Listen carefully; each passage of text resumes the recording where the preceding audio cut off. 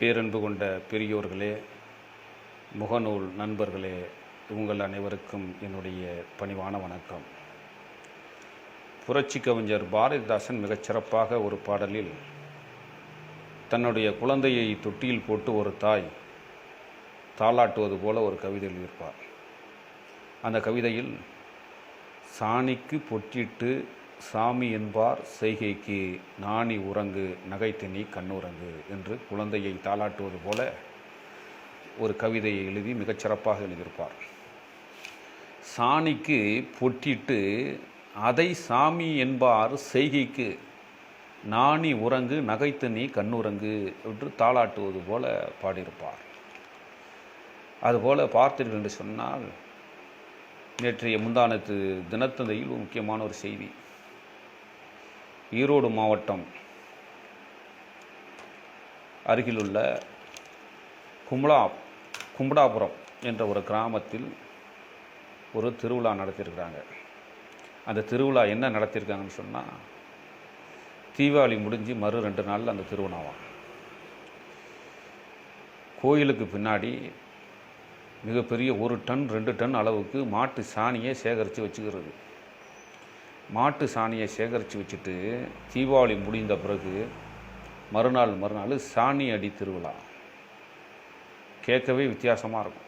உலகத்தில் எந்த நாட்டிலையும் இப்படிப்பட்ட திருவிழாவை நான் கேள்விப்பட்டதும் இல்லை, பார்த்ததும் இல்லை. சாணி அடி திருவிழா. சாணி அப்படி உருட்டிக்குவாங்களாம், ஒருத்தர் இன்னொருத்தர் மேலே அடிப்பாங்களாம். எப்படி இந்த மஞ்சள் தண்ணி ஊற்றி விளையாடுவாங்கள்ல, அதுபோல் மாட்டு சாணத்தை எடுத்து அடித்து விளையாடிக்கிட்ட ஒரு நேர்த்தி கடனாது. மனிதனுடைய சிந்தனை எப்படி போயிருக்கு பாருங்கள். காலகாலமாக செஞ்சுக்கிட்டு இருக்காங்களாம், வழியாக செஞ்சுக்கிட்டு இருக்காங்களாம். எவ்வளோ ஒரு மூடத்தனம்!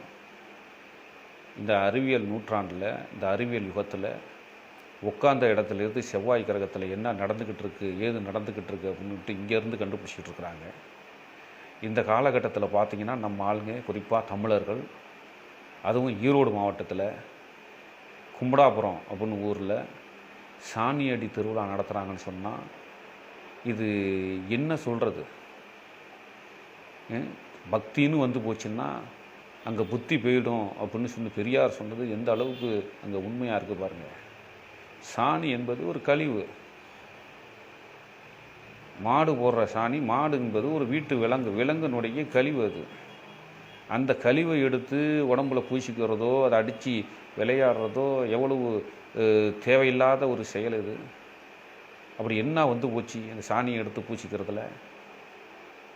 எல்லாம் நினச்சி பாருங்கள். நீங்கள் சாமி கும்பிடுறதுலையும் ஒரு நாகரிகம் வேண்டாமா?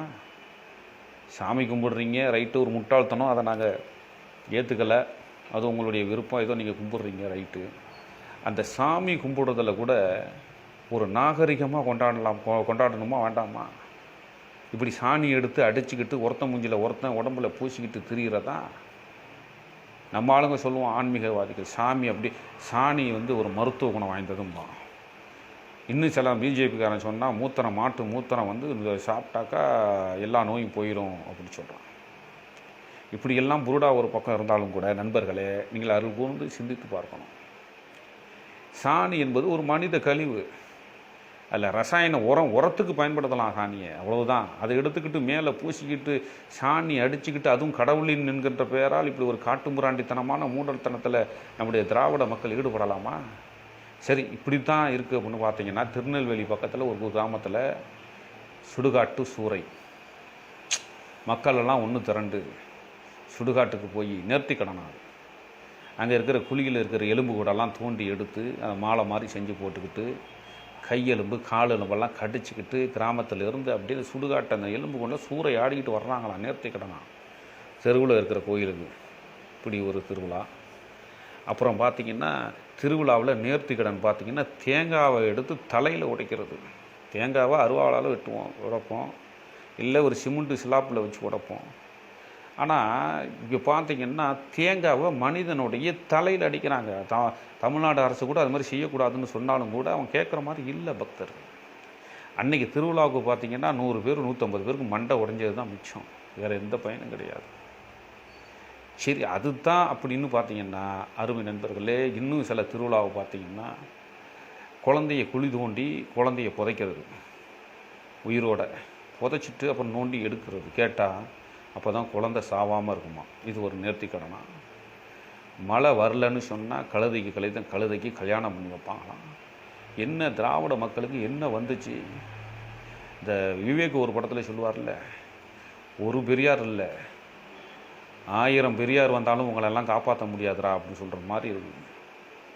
இந்த சமுதாயத்திற்கு மானமும் அறிவும் பெற வேண்டும் என்பதற்காக 94 வயசு வரலையும் தந்தை பெரியார் மூடநம்பிக்கை ஒழிப்பு பிரச்சாரத்தை இந்த தமிழகம் மட்டுமல்ல இன்றைக்கு உலகளாவிய அளவில் பெரியாருடைய சிந்தனை இன்றைக்கு பரவி இருக்கக்கூடிய இந்த காலகட்டத்தில் அருமை நண்பர்களே, பெரியோர்களே, தாய்மார்களே, நீங்கள் அருள் கூர்ந்து எண்ணி பார்க்க வேண்டாமா? எவ்வளவு கேவலம்! சரி, பாப்பானா பார்த்துனாச்சும் நம்ம திருந்த வேண்டாமா? பாப்பான் எந்த பாப்பானாவது போய் அழகு காவடி தூக்கியது உண்டா? கோயிலில் அங்கம் பிறண்டது உண்டா? திருவிழாவுக்கு டீசெண்டாக போவான், தேங்காய் கூட உடைக்க மாட்டான், எடுத்து விபூதியை வச்சுக்கிட்டு வீட்டுக்கு வருவான் அவன் கூட. ஆனால் அவன் போய் பறவை காவடி போடுறான்னா? நல்லா சிந்திச்சு பாருங்கள். எங்கனாச்சும் உங்களை மாதிரி போய் காட்டு முராண்டித்தனமாக செயல்படுறானா? அவன் பிழைக்க தெரிஞ்சவன், அவனுக்கு நல்லா தெரியும் சாமி இல்லை, கடவுள் கிடையாது அப்படின்னு சொல்லி பொழுதுபோக்காக கோயிலுக்கு போயிட்டுருக்கான். ஆனால் நம்ம ஆள் பார்த்திங்கன்னா இன்னும் சில கிராமத்தில் ஆடை வெட்டி அந்த ஆட்டு கழுத்துலேருந்து ரத்தம் குப்பு குப்புன்னு வருது பாருங்கள், அதை உறிஞ்சி பூசாரி குடிப்பான். இன்னும் சில பேர் ஆட்டு ரத்தத்தை பிடிச்சி அந்த ரத்தத்தில் சாப்பாடில் கலந்து ஆளுக்கு ஒரு உருண்டை பிரசாதமாக, கோயில் பிரசாதமாக. எவ்வளவு சீர்கேடு! இதுக்குத்தான் தந்தை பெரியார் அவர்கள் உழைத்தார்களா? உங்களுக்கு கல்வி வேணும்னு சொன்னாரா? சிந்தித்து பார்க்க வேண்டாமா? அறிவு கொண்டு சிந்தித்து செயல்பட வேண்டாமா? அருமை தமிழின மக்களே, நீங்கள் அறிவியல் சிந்தனையோடு வளர வேண்டும். ஒரு நேரத்தில் அம்மை நோய் வந்தால் அம்மன் வந்துருச்சுன்னு குத்தாக செத்து போனாங்களே. இங்கிலாந்து நாட்டைச் சேர்ந்த எட்வர்டு ஜென்னர் அவர் தானே அம்மை நோய்க்கு மருந்து கண்டுபிடிச்சி அந்த நோயை குணப்படுத்தினார். இப்போ அம்மை எங்கே போணுச்சு? ஒரு இடத்துலையும் அம்மை நோய் கிடையாத. அம்மை நோயை ஒழித்தது மாரியத்தாலா, மருத்துவமா? சிந்தித்து பாருங்கள். ஆகவே அருமை பெரியோர்களே, சாமி கும்பிடுவதில் கூட ஒரு நாகரிக உணர்ச்சி வேண்டும். சாமி கும்பிடுங்கிறது அவசியம் கிடையாது, அதுக்கு பகுத்தறிவு சிந்தனை வேணும். ஏன் எதுக்குங்கிற கேள்வி கேட்கக்கூடிய ஞானம் வேணும்.